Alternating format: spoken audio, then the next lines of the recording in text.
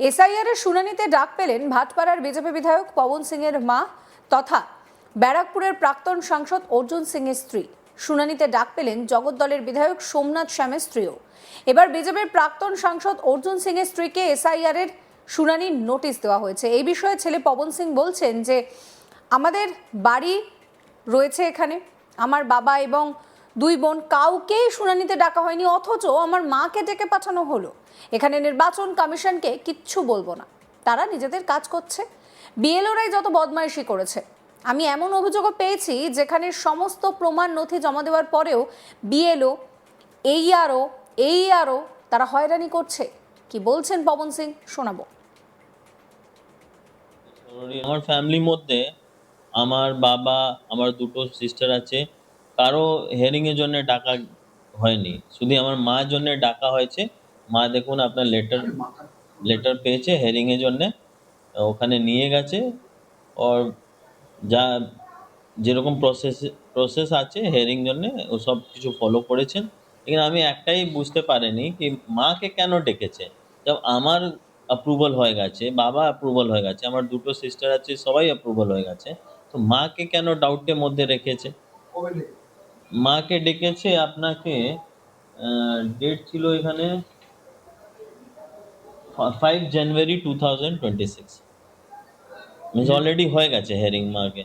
তো এই একটা কোয়েশ্চেন ছিল, মিনস এরকম প্রচুর লোক আছে যাকে মিনস এরকম হিয়ারিং নোটিশ পেয়েছে, মিনস ডাউটফুল আছে ইলেকশন কমিশন অফ ইন্ডিয়া থেকে। আমি জানি না কেন। মা গিয়েছেন, ভুল তো কিছু ছিল না ওর।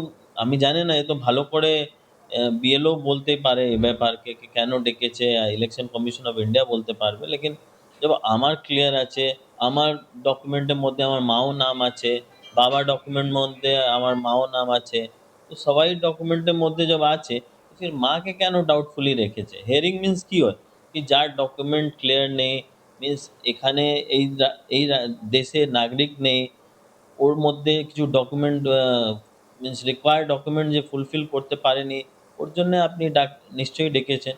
তো আমার মায়ের তো সবাই ডকুমেন্ট আছে, তো ওর পরেও মাকে ডাকা হয়েছে। দাদু সবাই তো বিধায়ক ছিল, টানা বিধায়ক, আপনি বিধায়ক।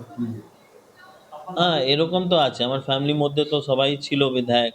আর সবাই আপনি দেখবেন যা ডকুমেন্টস জমা করা যায় ইলেকশন আগে, যে নমিনেশন ফর্ম ফিল আপ হয়, তো মা বাবা সবাই ডিটেল তো দেওয়া যায়। ওর পরেও মায়ের ডকুমেন্টে নিয়ে এত ডাউটফুল হয়েছে, আর ওর পরে মাকে হিয়ারিংয়ে ডেকেছে। তো ঠিক আছে, যা প্রসেস আছে সবাইকে মেনে নিয়ে চলতেই হবে, ওখানে আমার কিছু সমস্যা নেই। না না, দেখুন এখানে আমি ইলেকশন কমিশন অফ ইন্ডিয়াকে কিছু বলতে পারবে না, কেন কি ইলেকশন কমিশন অফ ইন্ডিয়া নিজে কাজ করছে। এখানে বদমাশি কিছু না কিছু বিএলও করছে। এখনো আমারও বিধানসভার মধ্যে প্রচুর এরকম লোক আছে যে ডকুমেন্ট দেওয়া পরেও আমাকে কমপ্লেন করছে কি বিএলও या এইআরও या ইআরও আননেসেসারি মানুষকে হ্যারেস করছে। অন্যদিকে জগদ্দলের তৃণমূল বিধায়ক সোমনাথ শ্যামের স্ত্রীকেও শুনানিতে ডাকা হয়েছে। এই ব্যাপারে তাঁর অভিযোগ, এসআইআর একটা ষড়যন্ত্র, পূর্ব পরিকল্পিত।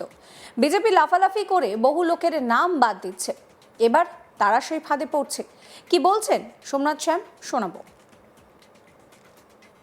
অন্যের জন্য গর্ত খুঁজলে নিজেরও গর্তটা পড়তে এখনো না।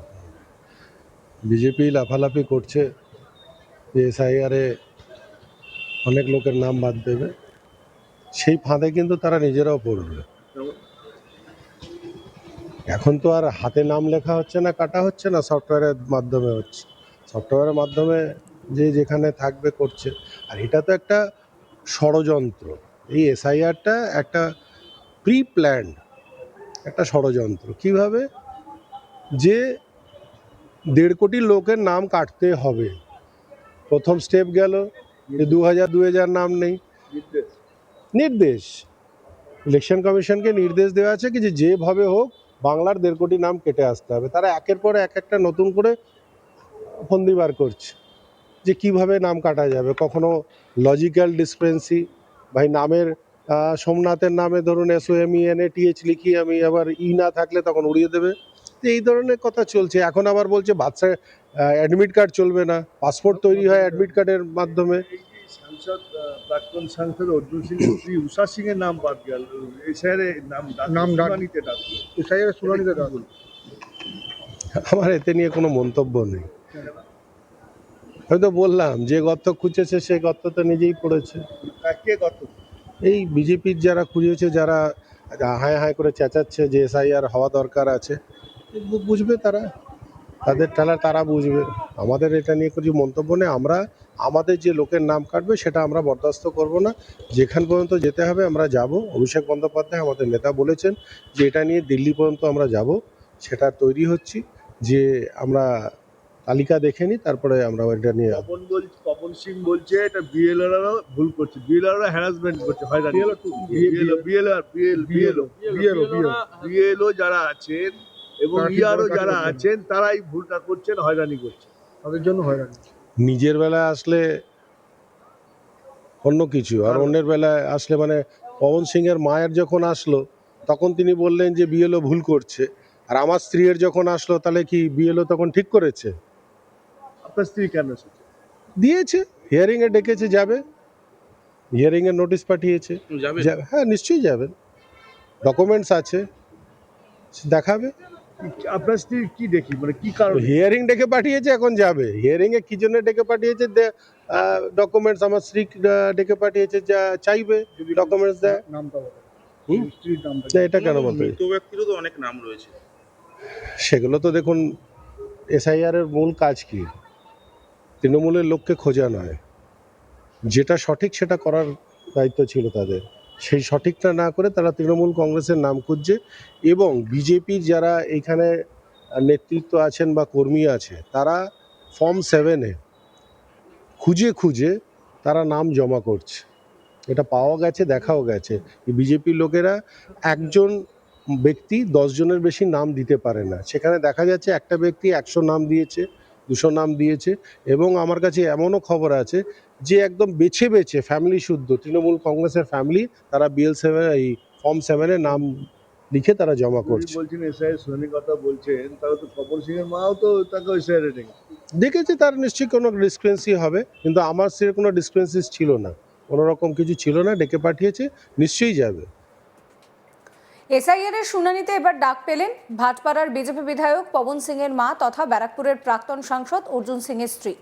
শুনানিতে ডাক পেয়েছেন জগদ্দলের বিধায়ক সোমনাথ শ্যামের স্ত্রীও। আর এই বিষয়ে অর্জুন সিং এর ছেলে তিনি পরিষ্কার বলছেন যে আমাদের বাড়িতে কারুর কোনো সমস্যা হয়নি, আমার বাবা, আমার 2 বোন কাউকে শুনানিতে ডাকা হয়নি, তাহলে হঠাৎ করে আমার মাকে ডেকে পাঠানো হলো কেন?